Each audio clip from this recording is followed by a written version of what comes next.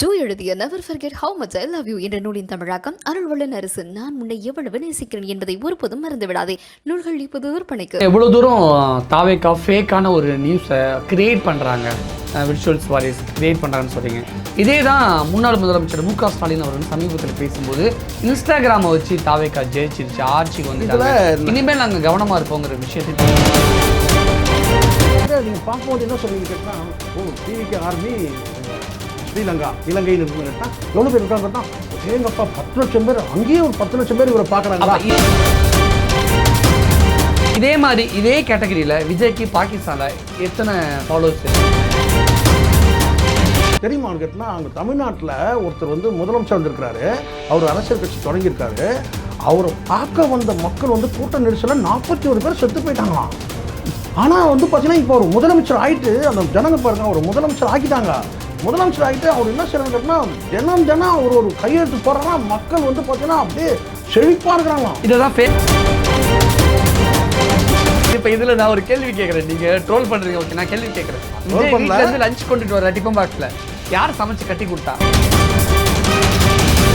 ரொம்ப குறைச்சி மதிப்பீங்க. 10 வருஷம் சொல்கிறீங்க, நான் சொல்லலை. எதுக்கு 10 வருஷம்?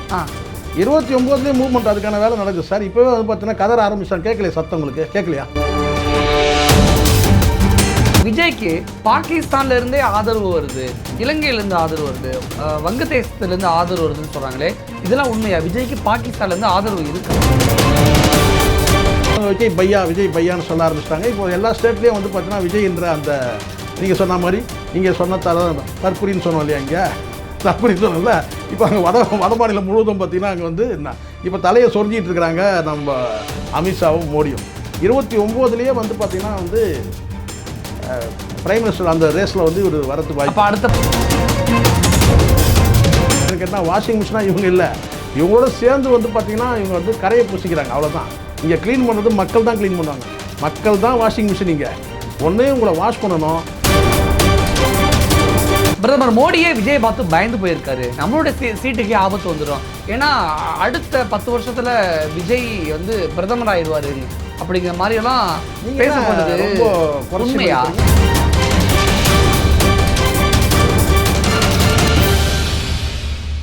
வணக்கம். இன்றைய நமது சிறப்பு விருந்தினர் ஜேர்னலிஸ்ட் சேகுவார் அவர்கள். வணக்கம் சார். வணக்கம் சார். வணக்கம்.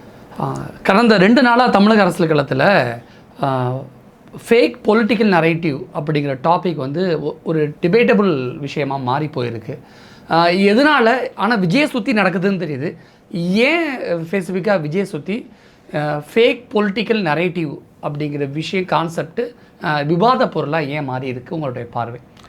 இல்லை, ஒவ்வொரு தேர்தலும் நம்ம வந்து தேர்தலில் வந்து அரசியல் கட்சியோட பிரச்சாரமும் சரி, பிரச்சார உத்திகளும் சரி, எலெக்ஷன் கமிஷன் அதாவது அரசோட மற்ற எலெக்ஷன் கமிஷனை வந்து வழிநடத்தக்கூடிய அரசும் சரி, எலெக்ஷன் கமிஷனும் சரி, உத்திகளை மாற்றிட்டு தானே வராங்க. அந்த எலெக்ஷன் நடத்துகிற அந்த முறைகளே மாறிட்டு தானே வருது. ஆனால் தாவேக்கா புதுசாக வந்தவங்க அப்படி என்ன பண்ணிருக்காங்க? அதை தான் சொல்கிறேன். இப்போது உதாரணத்துக்கு வந்து பார்த்தீங்கன்னா, இப்போ பேலட் இது இருந்துச்சு, ஓட்டிங் இருந்துச்சு, சிஸ்டம் இருந்துச்சு. இப்போ இவிஎம் வந்துருக்கு. அது வந்து எலெக்ஷன் கமிஷனில் நடந்த ஒரு முன்னேற்றம். இங்கே வந்து பார்த்திங்கன்னா அரசியல் கட்சிகளில் பார்த்திங்கன்னா முன்னாடிலாம் வந்து பிரச்சாரங்களை வந்து பார்த்திங்கன்னா வந்து இரவு பகலாக பிரச்சாரங்கள் பண்ணுவாங்க, ஊர்வலங்கள் போவாங்க, கட்சி ஊர்வலமாகவே இப்போ வந்து மக்களை சந்திப்பாங்க, போயிட்டு சந்திக்கிற வாகனங்களில். இப்போ வந்து நடைபயணம் அப்படி இப்படி ஒரு இடத்துல போகிறாங்க, மீதியெல்லாம் வந்து இணையத்தின் மூலமாக வந்து பிரச்சாரங்கள் மேற்கொள்கிறாங்க. அப்போ அந்த இணையத்தில் பிரச்சாரம் போது வந்து பார்த்தீங்கன்னா உண்மையான பிரச்சாரம் வந்து பொய்யான பிரச்சாரம்னு இருக்குது. இப்போ உதாரணத்துக்கு இன்றைக்கி காலையில் நான் பார்க்குறேன் வந்து இத்தனை ஆண்டு காலம் வந்து பாதையே இல்லாத அந்த பெரம்பூரில் வந்து ஒரு பாதை வந்து உருவாக்கியிருக்கிறாங்களாமா. அது என்ன பாதை, எங்கே இருந்தது, எதனால் அது முடக்கப்பட்டிருந்தது, எந்த டீட்டெயிலுமே வரவே இல்லை. ஒரு 4 பேர் பேசுகிறாங்க பெரம்பூரில் வந்து இது வந்து இந்த பாதை வந்து மறிக்கப்பட்டிருந்தது இத்தனை ஆண்டு காலமா, 12 ஆண்டு காலமா. அதை வந்து பார்த்திங்கன்னா இதை வந்து இன்றைக்கி வந்து முதலமைச்சர் உத்தரவு பேரில் அதை வந்து ஜேசிபி வச்சு அந்த பாதையை வந்து சாலை அமைச்சு விடுறாங்க. அப்போ இதனால் எங்களுக்கு வந்து நான் 3 கிலோமீட்டர் சுற்றிட்டு போயிட்டு இருந்தேன் அப்படின்றாங்க. இது எந்த பெரம்பூரில் எந்த இடம், எதுக்காக 12 வருஷமாக வந்து மூடப்படுது, ஏன் இத்தனை ஆண்டுகளும் இந்த அரசுகள் அதை வந்து செய்யவே இல்லை அப்படின்ற எந்த விளக்கமும் இல்லாமல் ஒரு செய்தி பரப்புது. அப்போ நம்ம என்ன கேட்டால் அதை ஒரு 4 பேர் பேசும்போது கேட்டால் முதலமைச்சருக்கு நன்றி அப்படின்றத சொல்லி பேசும்போது இது உள்ளபடியே உண்மைதானா, இல்லை வந்து பார்த்தீங்கன்னா வந்து இது வந்து ஒரு செயற்கையாக வந்து இது வந்து பேச வைக்கப்படுறாங்களா அப்படின்னு ஒரு கேள்வி வருது. ஏன்னா Fake newsன்னு சொல்ல ஏன்னா டீட்டெயில் இல்லாதனால எல்லாமே வந்து இங்கே வந்து ஒரு வேளை செயற்கையாக கட்டமைக்கப்படுதுன்னா சந்தேகம். இப்போது பொய்யும் இருக்குது, மெய்யும் இருக்குது. இவை மெய் எவ்வளோ பர்சன்டேஜ் இருக்குது, பொய் எவ்வளோ பர்சன்டேஜ் சொல்லிட்டு இப்போ நம்ம வந்து எடை போடுற இடத்துல இருக்கிறோம். இன்றைக்கி எது ஃபேக்கு எது நிஜன்றதே தெரியாமல் இருக்குது. அப்போது இந்த இடத்துல வந்து பார்த்தீங்கன்னா இந்த தாவேக்காவோட பிரச்சார உத்திகள் வந்து கடந்த காலத்தில் ஒரு நடிகரை வந்து அரசியல்வாதியாக, அதுவும் குறிப்பாக முதலமைச்சராக்கிறதுக்கான அந்த கட்டமைப்பு வேலைகள் செயற்கையான முறையில் நடத்தப்பட்டதுன்றது பல ஆதாரங்களோட செய்திகள் வந்துட்டுருக்கு. இப்போ அடுத்த கட்டமாக வந்து ஆட்சியை தக்க வைப்பதற்கும் அதுக்கு அடுத்த கட்ட நிலையை வந்து பிரைம் மினிஸ்டர் அந்த எல்லையை வந்து கடந்து போகிறதுக்காக இந்த ப்ரொமோட் பண்ணுற விஷயம் நடக்குதா ஒரு வேலை. ஏன்னா முழுக்க செயற்கையான முறையில் தான் வந்து இங்கே வந்து செய்திகள் வந்து உலாகிட்டு வருது. இதில் எது உண்மை எல்லாத்தையும் நம்ம ஃபேக்ட் செக்கிங் வந்து பண்ணிகிட்டு இருக்க முடியாது. இன்றைக்கி அப்படி தான் இருக்குது. எது நிஜம்னே தெரியல. ஒரு ஊடகங்களை வந்து டிஜிட்டல் ஊடகங்களை ஒரு அளவுக்கு பயன்படுத்தினா பரவாயில்ல, முழுக்க மொத்த பிரச்சாரமே அந்த ஊடகங்கள் மூலமாக செய்யும்போது எது உண்மை எது பொய்ன்னு தெரியாமல் இருக்குது. எவ்வளோ தூரம் தாவேக்கா ஃபேக்கான ஒரு நியூஸை கிரியேட் பண்ணுறாங்க, விர்ச்சுவல்ஸ் வாரியர்ஸ் கிரியேட் பண்ணுறாங்கன்னு சொல்கிறீங்க. இதே தான் முன்னாள் முதலமைச்சர் மு.க. ஸ்டாலின் அவர்கள் சமீபத்தில் பேசும்போது இன்ஸ்டாகிராமை வச்சு தாவேக்கா ஜெயிச்சிருச்சு, ஆட்சிக்கு வந்துட்டாங்க, இனிமேல் நாங்கள் கவனமாக இருப்போங்கிற விஷயத்துக்கு இல்லை. இதில் வந்து ஒரு விஷயம் இருக்குது சார்.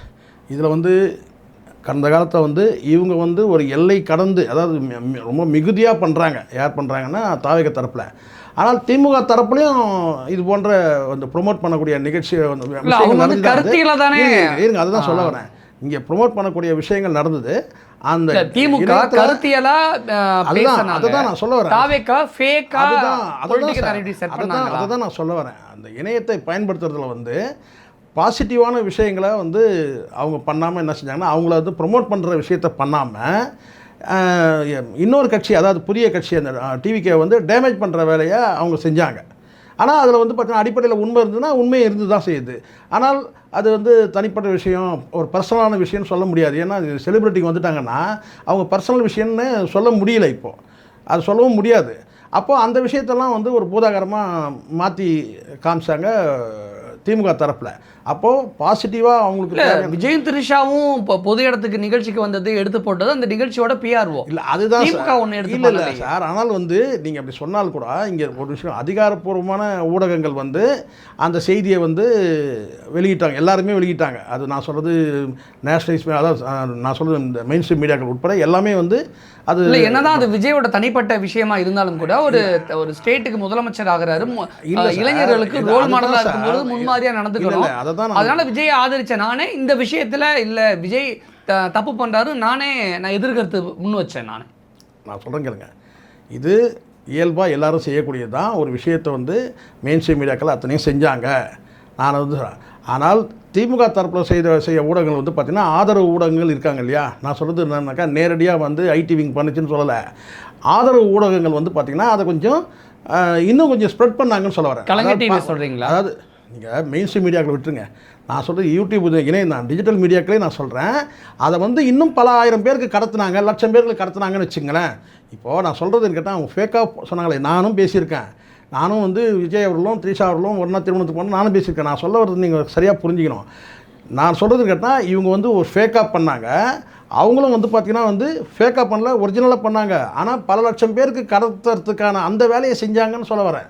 இப்போது இவங்க வந்து பார்த்திங்கன்னா வந்து நிஜத்தையும் பரப்புனாங்க, ஃபேக்கான விஷயங்கள் பரப்புனாங்க. ஆனால் இந்த ஃபேக்கான விஷயங்கள் எல்லாம் என்னன்னு கேட்டிங்கனாக்கா, ஆட்சிக்கு எதிரான அவலங்களை வந்து இவங்க சொல்கிறதா இருக்கட்டும், அந்த ரூபாய்க்கு 10 ரூபாய் இந்த பாட்டில்லாம் சொன்னாங்க இல்லையா, இப்போது அந்த மாதிரி விஷயங்கள், அதாவது ஆட்சிக்கு எதிரான விஷயங்களை, நெகட்டிவான விஷயங்களையும் பரப்புனாங்க. இவங்களை வந்து பார்த்தீங்கன்னா விஜய் சொல்லிட்டு வந்து சுய விமர்சனமும் இவங்களை வந்து பார்த்தா விளம்பரமும் இவங்க பண்ணிக்கிட்டாங்க. ஆனால் எதிர்த்தரப்பில் வந்து நான் கேட்டிங்கன்னா, நாங்கள் இந்த ஸ்கீம்லாம் நாங்கள் கொண்டு வந்திருக்கிறோன்றதை சொன்னாங்க பார்த்தீங்களா. அந்த சொன்னதில் வந்து பார்த்திங்கன்னா உங்களுக்கே தெரிஞ்சிருக்கோன்னு கேட்டிங்கன்னா, ஒரு ஃபோன் கால் போடும்போது அந்த இடத்துல வந்து பார்த்திங்கன்னா நம்ம கண்ணுக்கு முன்னாடி நீங்கள் நிறுத்துறது வேறு, நீங்கள் ரீல் பார்க்கும்போது நீங்கள் டிசைட் பண்ணி நீங்கள் தள்ளுறீங்க. ஆனால் ஃபோன் போடும்போது வந்து பார்த்திங்கன்னா வந்து ஸ்டாலின் ஆட்சி தொடரட்டும், தமிழ்நாடு வெல்லட்டும்ன்றது வந்து பார்த்திங்கன்னா அது திணிக்கப்படுறது. அந்த வேலையை செஞ்சாங்க. அதை தாண்டி இன்னும் ஒன்று பண்ணாங்கன்னா ஒரு அனானிமஸ் கால் வரும். அந்த அனானிமஸ் கால் அட்டன் பண்ணும்போது பார்த்தீங்கன்னா அது வந்து ஒரு வகையான வந்து ஒரு இரிட்டேட் ஆச்சு உண்மையிலேயே. இன்றைக்கி உள்ள அந்த டெக்னாலஜி நீங்கள் பயன்படுத்தும் போது கொஞ்சம் கவனமாக பயன்படுத்தணும். எது இரிட்டேட் ஆகுதுன்னு பார்க்கணும். நீங்கள் என்ன தான் சொன்னால் கூட வந்து பார்த்தீங்கன்னா ஒரு நாளைக்கு 4 வந்து கால் வந்து 4 கால் அட்டன் பண்ணும்போதுலாம் பார்த்தீங்கன்னா ஒரு அனானிமஸ் கால் வரும்போது பார்த்தீங்கன்னா அதுக்கு இம்பார்ட்டன்ஸ் கொடுத்து ஒரு காரில் போகிறவங்க கூட ஒரு வாரமாக நிறுத்தலாம். இல்லை வந்து ஏதோ ஒரு அவசர வேலையில் இருக்கும்போது கூட ஒரு கால் வருது அட்டன் பண்ணலாம். அப்போ இது வந்துச்சுன்னா என்ன ஆகும்னு கேட்டிங்கன்னா அது ஒரு இரிட்டேட். அப்போது அந்த வந்து விளம்பரம் என்பது திணிக்கப்பட்டது. இது திமுக பண்ணது. அதனால் இணையத்தை பயன்படுத்தல, இது ஃபேக்காக பயன்படுத்த. பொலிட்டிக்கல் நரேட்டிவ்னா திமுக பண்ணது இந்த தப்பு இல்லை தாவேகா பண்ணது இல்லை நான் வந்து இப்போது ஃபேக்காக பண்ணாங்கன்னு சொல்லவே இல்லை. நீங்கள் உண்மையாக பண்ணிதான் கூட பார்த்தீங்கன்னா அது வந்து அன்வான்டாக நீங்கள் வந்து கொண்டு வந்து திணிக்கக்கூடாதுன்ற நான். இப்போ நீங்கள் உங்களுக்கு விளம்பரம் பண்ணும்போது வந்து அந்த பொலிட்டிக்கல் நரேட்டிவை திணிச்சாங்க. இப்போது டிவிக்கு வந்து ஒரு ப்ரொமோஷன் விஷயம் பண்ணுறாங்க, ஃபேக்காக தான் பண்ணுறாங்க. ஆனால் அது எப்போ பண்ணுறாங்க கேட்டால் நான் ஃபோனை எடுத்து நான் ஆன் பண்ணி நான் ரீலை தள்ளும் போது அது என் பார்வைக்கு வருது, அது வேறு. ஆனால் திமுக தரப்பில் வந்து அவங்க சொல்கிறது உண்மை தான். அவங்க கொண்டு வந்த திட்டங்களை தான் வந்து பிரச்சாரத்தில் முன் வைக்கிறாங்க. ஸ்டாலின் ஆட்சி தொடரட்டும், தமிழ்நாடு வெல்லட்டும்ன்றது அவங்களுடைய ஸ்லோகன் வச்சுங்களேன், அவங்களுடைய பாட்டு இல்லை அவங்களுடைய விளம்பரம்னு வச்சுங்க. அதை கொண்டு வந்து என்கிட்ட வந்து பார்த்தீங்கன்னா நீங்கள் வந்து திணிக்க முடியாதுல்ல. இது ஒரு பக்கம். இன்னொரு பக்கத்தில் விஜய்க்கு பாகிஸ்தான்ல இருந்தே ஆதரவு வருது, இலங்கையிலேருந்து ஆதரவு வருது, வங்கதேசத்துலேருந்து ஆதரவு வருதுன்னு சொல்கிறாங்களே, இதெல்லாம் உண்மையா? விஜய்க்கு பாகிஸ்தான்லேருந்து ஆதரவு இருக்கா? அப்படி கிடையாது சார். இப்போ நீங்கள் இருக்கீங்க சார், நீங்கள் இன்ஸ்டாவில் நீங்கள் வந்து ஒரு பெரிய ப்ராப்ளம், உங்களுக்கு கிட்டத்தட்ட ஒரு 5 லட்சம் பேர் ஃபாலோ பண்ணுறாங்க. அப்போ நீங்கள் உங்கள்கிட்ட வந்து பார்த்தீங்கன்னா வந்து ஒரு தொகையை கொடுத்து என்னுடைய செய்தியை நீங்கள் வந்து கடத்துங்கன்னு சொல்லலாம். அப்படி இல்லைனாக்கா வந்து உங்களுடைய இதை வந்து பார்த்தீங்கன்னா எனக்கு சேல் பண்ணிவிடுங்கன்னு சொல்லலாம். மொத்தமாக வந்து விலைக்கு வாங்குறது, மொத்தமாக அந்த ஐடியா விலைக்கு வாங்குறதுன்னு ஒன்று இருக்குது. அல்லது அந்த ஐடியா வந்து பார்த்தீங்கன்னா எனக்கு ஆதரவாக செயல்பட வைக்கிறதுன்னு இருக்குது. 2 வகை இருக்குது. அந்த 2ஐயுமே செய்கிறாங்க. ஒன்று 5 லட்சம் பேர் வியூஸ் இருந்தாங்கன்னா அதை அப்படியே மொத்தமாக விலைக்கு வாங்கிக்கிறாங்க. இப்போ பங்களாதேஷில் இருக்க வந்து பார்த்தீங்கன்னா வந்து 5 லட்சம் ஃபாலோவர்ஸ் வச்சுருப்பார். ஆனால் அவர் வந்து நான் சரி கேட்டிங்கன்னா அந்த மொத்தமாக அந்த ஐடியா விலைக்கு வாங்குறது இருக்குது. அது மாதிரி இலங்கையில் வந்து பார்த்தீங்கன்னா வந்து ஒரு 10 லட்சம் பேர் ஒருத்தர் வச்சுருக்கிறாரு. அவரை வந்து பார்த்தீங்கன்னா நீங்கள் வந்து மாத குத்தகைக்கு எடுத்துக்கலாம், அல்லது வந்து மொத்தமே அதை விலைக்கு வாங்கலாம். ஸோ பணம் வந்து பல கோடி ரூபாய் பணத்தை கொட்டி என்ன செய்கிறாங்க கேட்டிங்கன்னா அந்த ஐடிகளை விலைக்கு வாங்குறாங்க.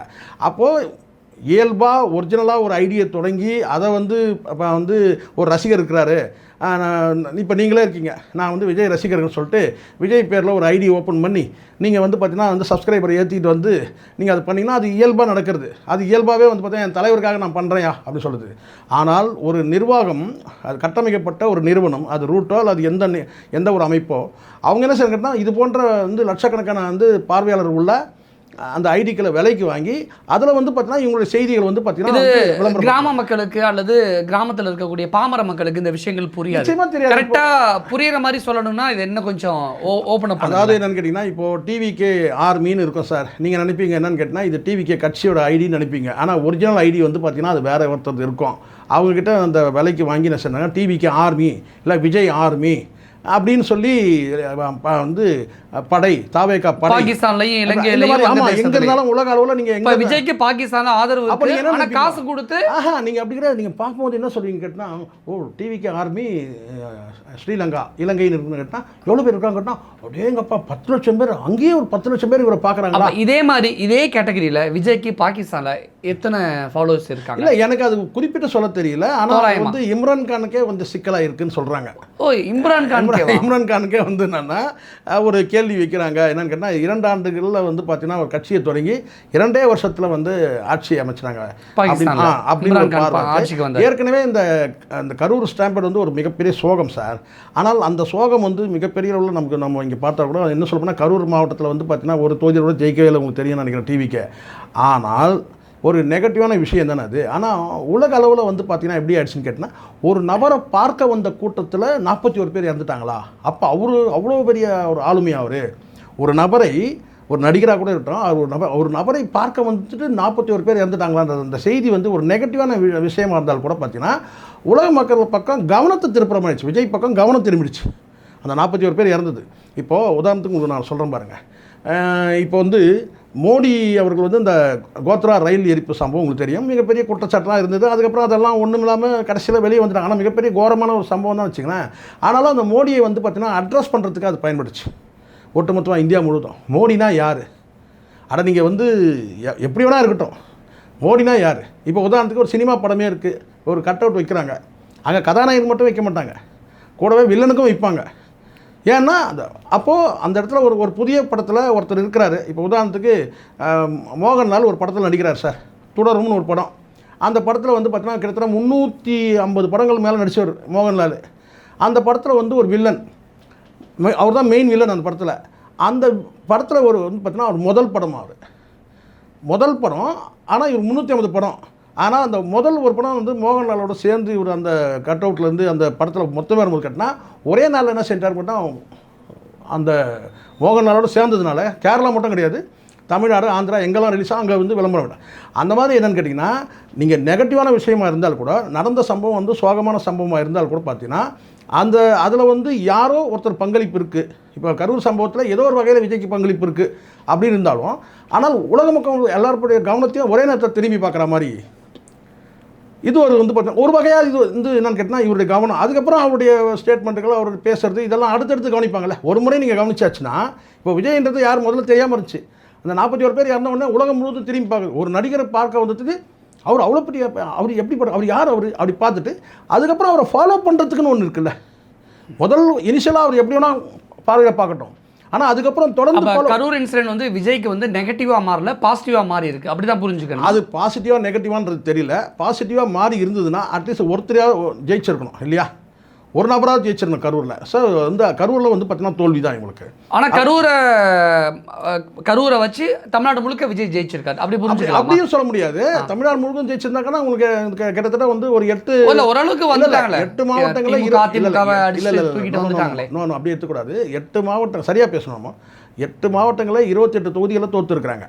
அப்போ விஜய் கால் வச்ச தொகுதியிலும் தோற்றுருக்குறாங்க சொல்லலாம். இன்னும் பிரச்சாரம் பண்ணாத இடத்துல தோற்றுறாரு, அப்படி கிடையாது. விஜய் கால் வச்ச இடத்துலையும் தோல்வி தழுவி இருக்குது. அப்போ இது எப்படி பார்க்கப்படுதுன்னு கேட்டிங்கன்னா, இந்த இணையத்தின் மூலமாக வந்து பார்த்தீங்கன்னா ஒரு இன்ஸ்டா மூலமாக வந்து பரப்பப்பட்ட செய்திகள் ப்ளஸ் வந்து பார்த்தீங்கன்னா இவிஎம்மில் ஏதாவது ஒன்று நடந்திருக்கலாம் இந்த இடத்துல. இப்போ நீங்கள் இன்ஸ்டா மூலமாக பரப்பப்பட்ட செய்திகள் அப்படின்னு நீங்கள் சொல்கிறீங்க. ஆனால் ஒரு 4 நாளைக்கு முன்னாடி எலன் மாஸ்க் என்ன பேசியிருக்காருன்னா, இன்ஸ்டாகிராம் வந்து பெண்கள் பயன்படுத்தக்கூடியது, எக்ஸ் தளம் வந்து ஆண்கள் பயன்படுத்தக்கூடியது அப்படின்னு எலன் மாஸ்க் பேசினார். அதோட அப்படியே கட் பண்ணால் அதோட கண்டினியூவாக மு.க. ஸ்டாலின் சொல்கிறாரு, இன்ஸ்டாகிராமை வச்சு விஜய் ஜெயிச்சிட்டாரு அப்படின்னா இது கிரேஸ்னால விஜய் ஜெயிச்சாரா, கிரஷ்னால விஜய் ஜெயிச்சாரா? இல்லை, எனக்கு தெரிஞ்ச வரைக்கும் நான் சொல்கிறேன் ரெண்டுமே இல்லைன்னு சொல்லுவேன். நான் எலன் மாஸ்க்கும் மு.க. ஸ்டாலின் பேசுனதை வச்சு இந்த கேள்வி ரெண்டுமே இல்லை சார். இணையன்றது அது எதுவும் நீங்கள் வாட்ஸ்அப் எடுத்துங்க, ஃபேஸ்புக் எடுத்து எல்லாமே இணையம் தான் சார்.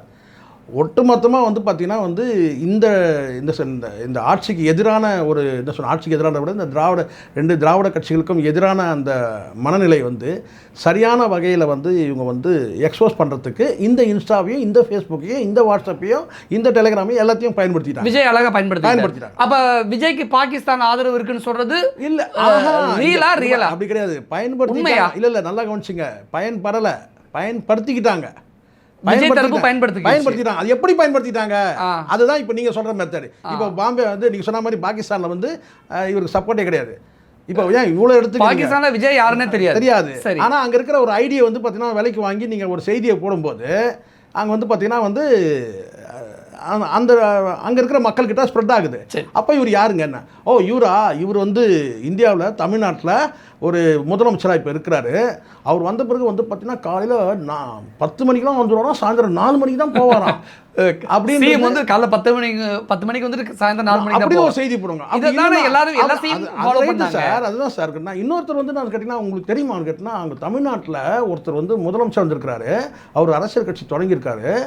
அவரை பார்க்க வந்த மக்கள் வந்து கூட்ட நெரிசலில் 41 பேர் செத்து போயிட்டாங்களாம். ஆனால் வந்து பார்த்தீங்கன்னா இப்போ அவர் முதலமைச்சர் ஆகிட்டு அந்த ஜனங்க பாருங்க, அவர் முதலமைச்சர் ஆக்கிட்டாங்க. முதலமைச்சர் ஆகிட்டு அவர் என்ன செய்யறான்னு கேட்டால் தினம் ஒரு கையெழுத்து போடுறாரா, மக்கள் வந்து பார்த்தீங்கன்னா அப்படியே செழிப்பாக இருக்கிறாங்களாம். இதெல்லாம் ஃபேக்காக ஓடுது. இது அந்த அவர் டெய்லி வீட்டுக்கு போகிறதே வந்து பார்த்தீங்கன்னா அந்த தேனாரும் பாலாரும் நீந்தி தான் அதுக்கப்புறம் வந்து பார்த்தா சாப்பாடு வந்து பார்த்தீங்கன்னா கேரியரில் கொண்டு வந்தார். அது பெரிய விஷயம் கிடையாது. டிஃபன் பாக்ஸ் அவரே திறந்து அவர் கையால் சாப்பிட்றாராம். இப்போ இதில் நான் ஒரு கேள்வி கேட்குறேன், நீங்கள் ட்ரோல் பண்ணுறீங்க, ஓகே, நான் கேள்வி கேட்குறேன். விஜய் வீட்டிலேருந்து லஞ்ச் கொண்டுட்டு வர டிஃபன் பாக்ஸில் யார் சமைச்சு கட்டி கொடுத்தா? அது இங்கே பாருங்க, நல்லா வந்து நீங்கள் எங்கே இழுத்து வரீங்கன்னு எனக்கு தெரியுது. உங்களுக்கு தெரிஞ்சிச்சு. அதாவது இவரை தூக்கி உள்ள வைக்கணும். இப்போ நீங்கள் என்ன சொல்றீங்க, இவரை தூக்கி டிஃபன் பாக்ஸ் அவரே கொண்டுட்டு வராரா, அவரே ஓப்பன் பண்ணி அவரே கையால் சாப்பிட்றாரான்னு சொன்னீங்க. அதுதான் சார். இப்போ நீங்கள் இப்படி பேசுகிறா, நீங்கள் என்ன முடிவுக்கு வந்துட்டீங்கன்னா, சேகுவாரா வந்து பார்த்தீங்கன்னா ஜெயிலில் விற்கணும், நம்ம வந்து ஆப்பிள் வாங்கி வந்து கொடுத்துட்டு வாழைப்பழம் வாங்கி வந்து கொடுத்துட்டு பார்க்கணும்னு நினைக்கிறீங்க இல்லையா? ஒரு வெள்ளிக்கிழமை மனு போட்டு பார்க்கணும்னு நினைக்கிறீங்க. அதான் சரி, நான் சொல்கிறேன், உள்ளபடியே ஆழ்மனத்திலிருந்து சொல்கிறேன், விஜய் அவர்கள் உள்ளபடியே வந்து பார்த்தீங்கன்னா வந்து ஒரு குடும்பத்தோட முதலமைச்சர் இருந்து அவங்க வந்து பார்த்தீங்கன்னா மனைவி பிள்ளைகள்லாம் அவரை வந்து வழிகூட்டி அனுப்புகிற அந்த காட்சியை நான் என்னைக்கு பார்ப்பேன். இன்னைக்கு அந்த காட்சியை நான் பார்த்தேன். அதாவது இன்றைக்கி அந்த காட்சியை பார்த்தேன். இந்த பக்கம் ஜெய்சன் மகன் மேலே கை போட்டிருக்காப்புல, இந்த பக்கம் மனைவி இருக்காங்க, மனைவி மேலே கை இல்லை, அதுக்கப்புறம் இருக்கக்கூடிய மகள் மேலே வெறும் கை மட்டும் இருக்கு. அதான் கீழே கமெண்ட்ஸ் எல்லாம் பண்ணியிருந்தாங்க, விஜய்க்கு அவ்வளோ இது லெஃப்டினன்ட்டும் அவ்வளோ பெரிய கையா இருக்கு சார், இது கிராஃபிக்ஸ் பண்ணுறாங்க, பார்த்து பண்ணுங்கடா. இது வந்து ஒருவேளை என்ன மாதிரி யாராவது ஆர்வக்குறார் உள்ளவங்க அதை செஞ்சுருக்கலாம். இப்போ நான் கூட ஒரு ஏஐயில் ஒரு படம் என் கண்ணில் படுது, உடனே அது வந்து சென்ட்டேன், என்னுடைய இன்ஸ்டாவில் வந்து ஷேர் பண்ணிட்டேன். அப்போ அது கூட நீங்கள் சொல்லலாம், நீ என்னவோ ஃபேக்குன்னு அவரும் சொல்கிறேன், நீ கூட இப்போ ஃபேக்காக வந்து ஏஐ படத்தை போட்டு இன்ஸ்டாவில் போட்டிருக்கிற அப்படின்னு சொல்லலாம். நீங்கள் கூட ட்விட்டரில் போட்டிருக்கேன். விஜய் எனக்கு லஞ்ச் சாப்பிட்டது பெரிய சந்தோஷம்லாம் கிடையாது, அவர் வந்து அவர் கையில் அவரே சாப்பிட்டாரெல்லாம் கிடையாது. அது உள்ளபடியே வந்து பார்த்தீங்கன்னா குடும்பத்தில் நீங்கள் சொன்ன மாதிரி வந்து குடும்பத்தில் இருக்கவங்க செஞ்சு கொடுத்து, அதாவது மனைவி செஞ்சு கொடுத்து, தங்கை சங்கீதா செஞ்சு கொடுத்து, பிள்ளைகள் வழி அனுப்ப அந்த காரில் வந்து அவர் வீட்டிலேருந்து கிளம்பி வர அந்த காட்சி பார்க்கறதுல தான் எனக்கு சந்தோஷமாக ஆரம்பம் இருக்கு. அதனால நமக்கு வந்து அது அந்த நாள் எதிர்பார்த்து சங்கீதா கூட விஜய் அந்த நாள் ஒரு வீடியோ கூட விஜய்க்கு எதிராக போட மாட்டேன் சார். அது கூட இல்லை சார், நீங்கள் இப்படி சொல்கிறீங்க. கூடிய சீக்கிரம் வந்து பார்த்தீங்கன்னா அந்த நாள் கூடிய சீக்கிரம் வரும்னு நம்ம வந்து பார்த்தீங்கன்னா நீங்கள் கடவுள் நம்பர் வருங்க, நீங்கள் இறைவனை பிரார்த்திங்க, நான் இயற்கையை நம்பரும் பிரார்த்திக்கிறேன். அதே சமயத்தில் கேட்டிங்கன்னா அது ஒரு பெரிய ஒரு ப்ளஸ் இருக்குது. என்னென்னு கேட்டிங்கன்னா இன்றைக்கி குடும்பத்தில் 1 ஓட்டு 2 ஓட்டு வந்திருக்கு. அப்படி ஒரு சம்பவம் நடந்ததுன்னா குடும்ப ஓட்டு மொத்தமே வந்து விஜய்க்கு விடும். நிச்சயமா அந்த கணக்கில் வந்து ஜஸ்ட்டு அது வந்து மிஸ் ஆகிடுச்சு. அந்த கணக்கு மட்டும் என்னன்னு கேட்டால் இன்றைக்கி இவங்க இந்த விசிகாக்கிட்டையும் அங்கேயும் இங்கேயும் தரணும் 160 சீட்டுக்கு மேலே அடிச்சிருப்பார். 160 தாண்டி இருக்கும். இங்கே பல உதிரி கட்சிகள் காணாமல் போயிருக்கு. இன்றைக்கி இந்த உதிரி கட்சிகள்லாம் இன்றைக்கி கூட்டு அமைச்சரவையில் இடம் கொடுக்குற அளவுக்கு எதனால் வந்துச்சு? அப்படி ஒன்று நடந்ததுதான். ஆனால் அது வந்து பார்த்தீங்கன்னா அது வந்து பை எரர். ஆனால் நான் இப்போ சொல்கிறேன், நண்பர் ஜானை வந்து நான் இந்த விஷயத்தை குறை சொல்ல மாட்டேன். அவரு என்கிட்ட நானும் அப்புறம் கலந்து பேசும்போது இதை நான் சொன்னேன், பல முறை நான் சொன்னேன். அது ஒன்று மட்டும் என்னால் முடியாது சார், ஆனால் அவங்க அப்பா அம்மா வந்து நான் கொண்டு வந்துடுவேன் மேடைக்கு அப்படின்னு சொல்லி சொன்னார். அது செஞ்சும் காமிச்சா முடியாது. குடும்பத்தோடு இணைஞ்சு வந்து பார்த்தீங்கன்னா ஒரு ஃபோட்டோ வெளியிட சொல்லுங்கள், பிஃபோர் எலெக்ஷனு ஒரு ஃபோட்டோ வெளியிட சொல்லுங்கள் அப்படின்னு சொல்லிட்டு விக்ரவாணி மாநாடப்போ நான் சொன்னேன் அவர்கிட்ட. அதான் கடைசி அவர்கிட்ட சொன்னேன், ஃபேமிலியோடு சேர்ந்து ஒரு ஃபோட்டோ வெளியிட சொல்லுங்கள் அப்படின்னு சொல்லும் போது அது என்னால் முடியாது சார், ஏன்னா குடும்பத்தை வந்து அவங்க அப்பா அம்மாவனால நான் மேடைக்கு கொண்டு வந்துடுவோம், அது என்னால் முடியும் அப்படின்னு சொன்னால் அதை செஞ்சும் காமிச்சார். ஆனால் பட் ஃபேமிலி வந்து பார்த்தீங்கன்னா ரொம்ப பர்சனலாக நான் உள்ளே போக முடியாது அப்படி சொன்னார்கிட்ட. அப்படியே நம்ம ஃபேக் நரேட்டிவ் பொலிட்டிக்கல் ஸ்டாண்டை பற்றி பேசிக்கிட்டு இருக்கோம்.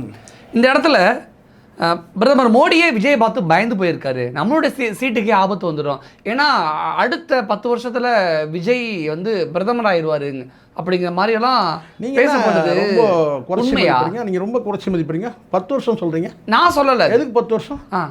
29 மூவ்மெண்ட் அதுக்கான வேலை நடக்குது சார். இப்போவே வந்து பார்த்தீங்கன்னா கதற ஆரம்பிச்சாங்க. கேட்கலையா சத்தம் உங்களுக்கு? கேட்கலையா? அடுத்த நாடாளுமன்ற தேர்தலில் நார்த் இந்த பக்கம் இருக்குல்ல, இந்த பக்கம் காது கொடுத்து கேளுங்க. நார்த்தில் இப்போ பல இடங்களில் வந்து பார்த்தீங்கன்னா விஜய் தேடக்கூடிய இடத்துல இருக்கிறாங்க. ஏன் அப்படி சொல்கிறீங்க? அந்தளவுக்கு விளம்பரம் ஆகிட்டு இருக்கிறாரு. பிஆர் ஒர்க் அந்தளவுக்கு நடக்குது. பிஆர் ஒர்க்கு வட மாநிலங்கள் ஃபுல்லாக வந்து விஜய் அமரா விஜய் அமரா விஜய்னு பாட்டு பாட ஆரம்பிச்சிட்டாங்க. அமரா விஜய்னா? ஆமாம், எங்க விஜய் இருக்குல்ல, ஹமாரா விஜய் அப்படி சொல்லி ஹமாரா. ஆமாம், ஹமாரா. நான் அப்படிதான், நான் தமிழன், அமாரம் தான் சொல்லுவேன். அமரா விஜய்னு சொல்லி ஃபுல்லாக வந்து மக்கள் வந்து ஆரம்பிச்சிட்டாங்க. நம்ம சொல்கிறோம்ல விஜய் அண்ணான்னு சொல்கிறாங்க இல்லையா, அவங்க விஜய் பையான்னு சொல்ல ஆரம்பிச்சிட்டாங்க. இப்போ எல்லா ஸ்டேட்லேயும் வந்து பார்த்தீங்கன்னா விஜய் என்ற அந்த நீங்கள் சொன்ன மாதிரி இங்கே சொன்ன தற்குறின்னு சொன்னோம் இல்லையா, இங்கே தற்குறின்னு சொன்னோம்ல, இப்போ அங்கே வட மாநிலம் முழுவதும் பார்த்திங்கன்னா அங்கே வந்து என்ன இப்போ தலையை சொரிஞ்சிட்டு இருக்கிறாங்க நம்ம அமித்ஷாவும் மோடியும். 29 வந்து பார்த்திங்கன்னா வந்து பிரைம் மினிஸ்டர் அந்த ரேஸில் வந்து ஒரு வரத்துக்கு வாய்ப்பு. அடுத்த பிரதமர் மோடி இல்லை விஜய் தானா? அது எப்படி நான் சொல்ல முடியும்? பட் அந்த வேலை நடக்குது, அதுக்கான வேலை நடக்குது. ஒத்துப்பாரா சார்? யார் ஒத்துக்கிறாங்கன்றது கிடையாது சார். ராகுல் காந்தி யார் சார்? ராகுல் காந்தி யார்? அதுன்னு இல்லை, இப்படிலாம் பேசப்படுதேன்னு நான் கேள்வியாக தான் கேட்குறேன். ராகுல் காந்தி நல்லா ஒன்று புரிஞ்சுங்க சார், தேசிய கட்சின்ற அந்தஸ்தை வந்து காங்கிரஸ் இல்லை. என்னோட கேள்வி நல்லா இன்னொரு தடவை சொல்கிறேன். சொல்லுங்கள். அடுத்த பிரதமரே விஜய் தான், மோடி கிடையாது அப்படின்னு இணையத்தில் பலரும் பல விதமாக பேசுகிறாங்க. ஆமாம், அதான் எந்த தைரியத்தில் இப்படிலாம் பேசுகிறாங்க? இதெல்லாம் ஃபேக்கா உண்மையா அப்படி கேட்க வரேன். இந்த வெற்றி எப்படி மோடி பயந்து போயிருக்காரு விஜய்? நான் கேட்கறது இல்லை, நான் கேட்கறது 3 சீட்டு தான் நானும் சொன்னேன். நானாவது பரவாயில்ல 7-8ன்னு சொன்னேன் கடைசியாக. இங்கே பல பேர் சொன்னாங்க 10 சீட்டுக்கு மேலே வரணும் நான் வந்து தொழிலை விட்டுறேன்னு சொன்னார் பாண்டே. அவரெல்லாம் நீங்கள் கேட்க மாட்டீங்க சரிங்களா. அதுக்கப்புறம் அவரே வந்து பார்த்திங்கன்னா அது ஒரு விளக்கமும் தராரு. நான் அப்படின்னு சொன்னேன் இப்படியும் சொன்னேன் இது அப்படின்னு சொல்கிறாரு. யாரை கூட விவேக் மாதிரி பேசுகிறாரு வச்சுங்களேன். இது நான் அப்படியும் சொன்னேன் இப்படியும் சொன்னேன்னா விவேக் மாதிரி பேசுகிறாரு. இப்போ நான் சொல்ல வர்றது என்ன தெரியுங்களா, இங்கே ஒரே ஒருத்தர் என்னன்னா, ஒரு வேலை நடந்துகிட்டு இருக்கு. இப்போ இங்கே நீங்கள் கேள்வி கேட்பீங்களா, என்னங்க 3 சீட்டு சொன்னீங்க 10 சீட்டு வராதுன்னு சொன்னீங்க, ஆனால் வந்து 108 சீட்டு வந்துட்டாருங்க அப்படின்னு சொன்னீங்க. அது மாதிரி என்னன்னு கேட்டிங்கன்னா, நீங்கள் இப்போ என்ன சொல்றீங்க, எங்க 40 சீட்டை வச்சுக்கிட்டு அந்த 40லேயும் ஒரு வெற்றி அடைவார்னே சந்தேகம் முதல்ல, அதுக்கப்புறம் எப்படி பிரைம் மினிஸ்டர் ஆவார் நீங்கள் சொல்கிறீங்கல்ல.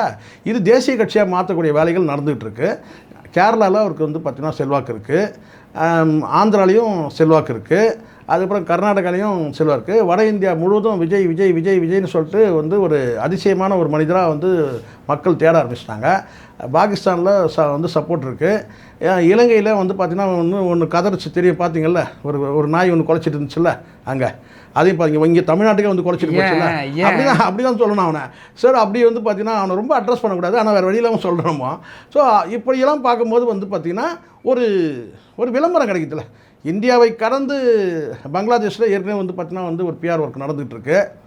ஸோ இது எல்லாம் வந்து மக்கள் வந்து பார்த்திங்கன்னா இன்னும் கொஞ்சம் ஒரே ஒரு விஷயம் பண்ணிட்டாங்கன்னா போதும் சார், செல்ஃபோன்லேயே ஓட்டு போடுங்கன்னு சொல்லிட்டாங்கன்னு வச்சுங்களேன், மெஜாரிட்டியில் வின் பண்ணலாம். மெஜாரிட்டியில் சொல்கிறேன் நான், ஏன்னா நமக்கு எல்லாமே சிஸ்டம் ஈஸியாக இருக்குது சார். நான் வந்து ஓட்டு போட்டால் ஜிபேயில் அனுப்பி விட்டுடலாம், பணத்தை அனுப்பி விட்டுடலாம்.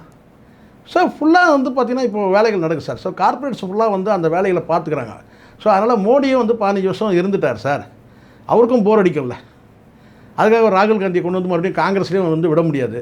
காங்கிரஸ் இல்லாத யாராவது ஒருத்தர் வந்தால் கூட பரவாயில்ல, கொஞ்சம் நம்ம ஒரு கேப். ஏன்னா இதுக்கு மேலே சித்தாந்தம் விழுந்துடும். 10 வருஷத்துக்கு மேலே எந்த சித்தாந்தமும் நிற்காது. ஒரு 15 வருஷம் ஆகிடுச்சு.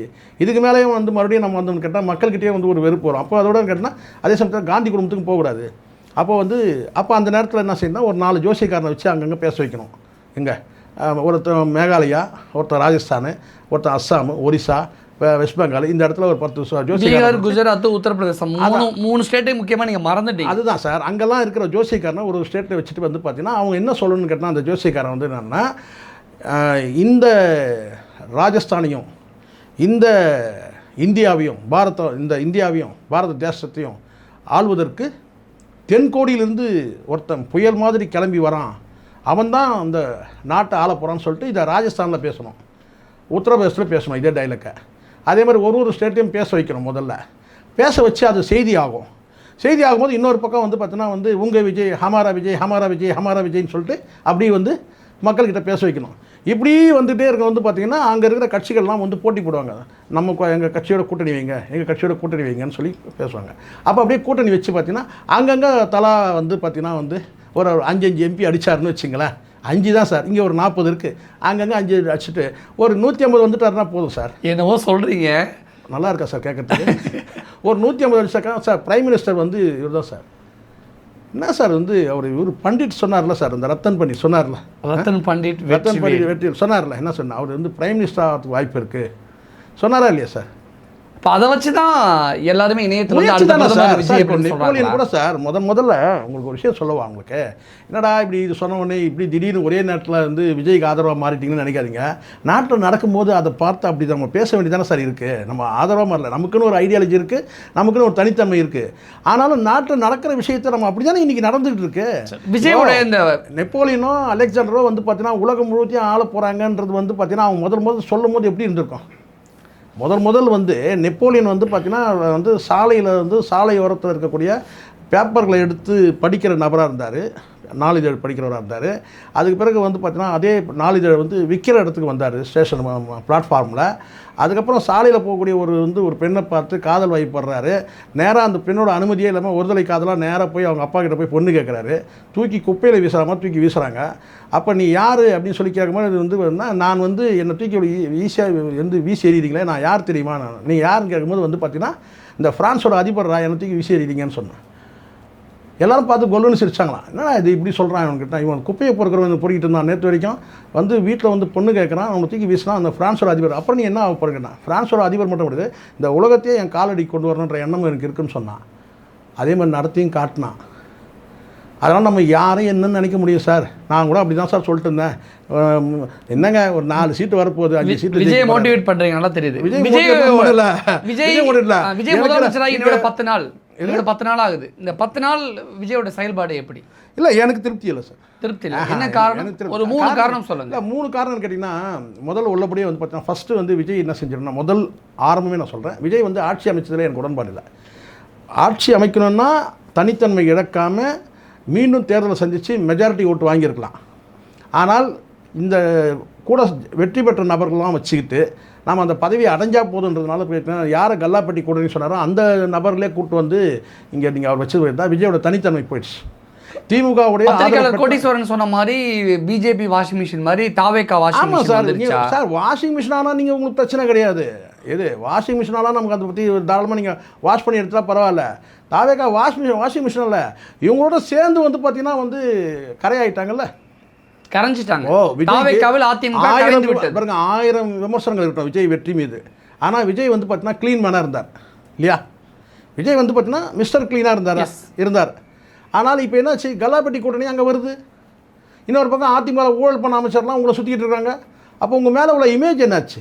சார் என்ன சொல்கிறார் நேற்றுக்கு ஒருத்தர் கேட்டேன், என்னங்க இவர் வந்து ஏதோ நல்லா இது பண்ணுவார் பார்த்தாருன்னா கட்சியில் இவர் நல்லா எல்லாம் திட்டு பசங்களுக்கு கூட வச்சுக்கிட்டு எல்லாம் எந்த பக்கமும் ஒரு திட்டு கூட்டம், அங்கேயும் ஒரு திட்டு கூட்டம், இங்கே எவ்வளோ நாள் திமுக கிட்ட வாங்கி தின்னுட்டு இருந்தானுங்க. அங்கே என்னன்னு கேட்டால் அவங்க வந்து பார்த்தீங்கன்னா பாதி பேர் எல்லாம் வந்து கொள்ளாட்சிவனுங்க, எல்லாம் விஜய் பின்னாடி சுற்றுறாங்க. அப்போ விஜயோட அந்த தனித்தன்மை போயிடுச்சு. அதை விட இப்போ இவங்க எதிர்பார்க்கறது என்ன, இந்த கட்சிகள் காக்கா கூட்டம் சார், இந்த கூட்டணிக்கெல்லாம் வர கூட்டம் இது நாளைக்கே அப்படியே போயிடும், அங்கேருந்து இப்படி தாவாங்க. இப்போது இத்தனை ஆண்டு காலம் வந்து காங்கிரஸ் வந்து பார்த்தீங்கன்னா கிட்டத்தட்ட 20 ஆண்டு காலம் சுமந்துட்டு இருந்தாங்க. இப்போ அது ஒரு நாள் அப்படியே மாறிடுச்சு. இப்போ டிவிக்கு எடுத்துங்க, விசிக்கு எடுத்துங்க, இத்தனை நாள் வந்து பார்த்தீங்கன்னா வந்து அங்கே விசுவாசத்தை காமிச்சாங்க, இப்போ அப்படியே இங்கே வந்து மாறாங்க. நாளைக்கு எப்படி மாற மாட்டாங்க என்ன நிச்சயம்? அப்போது விஜய் பொறுத்த வரைக்கும் எனக்கு கேட்டால் வந்து இன்னும் ஒரு தேர்தல் வந்து பார்த்தீங்கன்னா 3 மாதம் இருக்கட்டும் 6 மாதம் இருக்கட்டும், விஜய் மீண்டும் தேர்தல் சந்திச்சிருந்தாருன்னா நிச்சயமாக வந்து பார்த்தா, ஏன்னா அந்த க்ளீன் இமேஜ் இருக்குல்ல அதோடு போயிருக்கலாம். இப்போ அந்த க்ளீன் இமேஜ் உடையுது இல்லை. எப்படி பார்த்தாலும் அவங்க ஆட்சியில் இருக்கிறவங்களுடைய இன்றைய தினமே பார்த்தீங்கன்னா உங்களுக்கு ஒரு டவுன் தானே. எப்படி இருந்தாலும் நீங்கள் ஆரம்ப நாள்லேருந்து எடுத்துங்க, இன்றைக்கி வரைக்கும் பார்த்தா பல விமர்சனங்கள் வருது. ஃபேக் சர்டிஃபிகேட், ஃபேக்காக நீங்கள் வந்து ஐடென்டிஃபிகேஷன் பண்ணுறது. அதாவது நான் கேட்டால் பட்டியல் வகுப்பை சார்ந்தவர்கள் வந்து இத்தனை தொகுதியில் நிற்க வச்சு ஜெயிக்க வச்சுருந்தேன். இது எல்லாமே ஒன்று ஒன்றா வந்து அம்பலத்துக்கு வருதில்ல. இப்போ கிட்டத்தட்ட என்ன ஆச்சுன்னு கேட்டால் ஒரு மிகப்பெரிய வந்து ஒரு ஆய்வே நடத்தி 10க்கும் மேற்பட்ட விஷயங்கள் முன்வைக்கும் போது வந்து பார்த்தீங்கன்னா இவங்க வந்து ஃபேக் விளம்பரம் பண்ணுறாங்கன்றதை வந்து பேச ஆரம்பிச்சிட்டாங்க. எதிர்கட்சி தலைவரும் பேசுகிறாரு. அப்போது இந்த இடத்துல நீங்கள் வந்து பார்த்தீங்கன்னா எப்படி பார்த்தாலும் உங்களுடைய மிஸ்டர் க்ளீன் என்ற இமேஜும் தனித்துவத்தை நீங்கள் இழக்கிறீங்க, அதில் சந்தேகமே வேண்டாம். அதை விட நீங்கள் மீண்டும் தேர்தலை சந்தித்து நீங்கள் வந்து மெஜாரிட்டியில் வந்துட்டீங்கன்னா உங்களை 5 வருஷத்துக்கு நீங்கள் அசைக்க வேண்டியதில்லை. எந்த கல்லாப்பட்டி கூட்டணியும் உங்களுக்கு ஆதரவு தேவையில்லை. இப்போ என்ன ஆச்சு, நீங்கள் வந்து பார்த்தீங்கன்னா உங்களோட சேர்ந்து அவங்களோட நீங்கள் சேரும்போது பார்த்தீங்கன்னா அவர் கோட்டீஸ்வரன் சொல்கிறத நான் ஏற்றுக்க முடியல. எனக்கு என்ன வாஷிங் மிஷினாக இவங்க இல்லை, இவங்களோட சேர்ந்து வந்து பார்த்தீங்கன்னா இவங்க வந்து கரையை பூசிக்கிறாங்க, அவ்வளோதான். இங்கே க்ளீன் பண்ணுறது மக்கள் தான் க்ளீன் பண்ணுவாங்க, மக்கள் தான் வாஷிங் மிஷின். இங்கே ஒன்று உங்களை வாஷ் பண்ணணும், இல்லை இப்போ அல்ல அதில் கேட்டால் உங்களை வந்து பார்த்தீங்கன்னா வந்து புறந்தள்ளிட்டு புதுசாக வந்து பார்த்தீங்கன்னா ஒரு ஆட்சியை தேர்வு செய்யணும், அவ்வளோதான். விஜய் மிஸ்டர் க்ளீனாக இல்லையா அப்படின்னு இன்னும் ஒரு 6 மாதத்தில் பட்டபத்திரமா எல்லாருக்குமே தெரிஞ்சிடும். நம்ம வெயிட் பண்ணி பார்ப்போம். 6 மாதம் விஜயோட ஆட்சியை வச்சு நம்ம மேற்கொண்டு நிறைய விஷயங்கள் பேசுவோம். 3 மாதத்தில் தெரிஞ்சு 6 மாதம் வரைக்கும் வெயிட் பண்ண தேவை. 3 மாதத்துலேயே வந்து பார்த்தீங்கன்னா இது வந்து அடுத்தடுத்து என்ன நடக்குதுன்றது நம்ம தெரிஞ்சுக்கலாம். விஜய் மிஸ்டர் க்ளீனாக இல்லையாங்கிறத மக்கள் கீழே கமெண்ட்ஸில் கருத்து தெரிவிப்பாங்க. நம்ம அவங்களுடைய கருத்தையும் நம்ம கவனிச்சுக்கலாம். 4 விஷயம் ஷேர் பண்ணிக்கிட்டீங்க. நன்றி. நன்றி சார்.